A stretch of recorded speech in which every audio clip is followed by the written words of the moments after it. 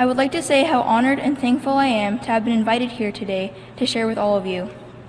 This is an experience I have never imagined, but I am not here by accident. I'm here because I have been guided here by something that means more to us and more to me than anything in this world. This work that I'm doing is not for fun. I'm lending my voice to speak up for water and Mother Earth. I'm not just using my voice. I'm doing this work as we can't just pray anymore. We must do something, and we need to do it now. I need to get right into this message so you feel where I'm coming from. I can't stress enough what I have learned about the water from my elders in our ceremonies. Many people don't think water is alive or has a spirit. My people believe this to be true. There are studies now that prove this. We believe our water is sacred because we are born of water and live in water for 9 months. When the water breaks, new life comes. But even deeper than that, we come from our mother's water and her mother's water, and so on.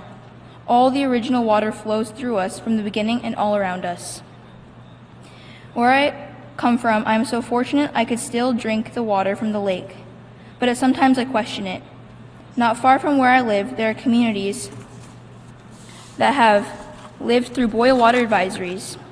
I ask myself, why is it this way, and why in my province? Why in my country?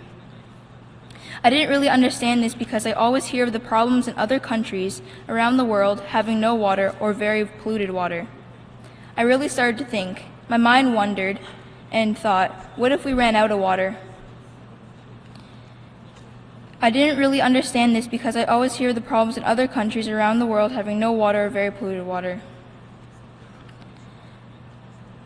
What will happen? Then I got scared. This is serious and it's all over the world. Water is the lifeblood of Mother Earth. Whether it's frozen in the form of rain or clouds, in rivers, lakes, and oceans, water is around us and sustains us all. Everything is connected to this issue of clean water, and this impacts our health and well-being. These thoughts bring me to a story shared by my grandfather about the world in our language that says, Ode Nung. We use this word when we say we are going to town or the city, but it really means where your heart is. My heart is in our land and our water.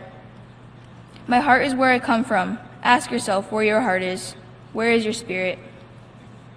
My heart and spirit is where my community is and where my ancestors are buried, where the water is fresh and I can drink from the lake. My grandfather told me to remind everyone where your heart is.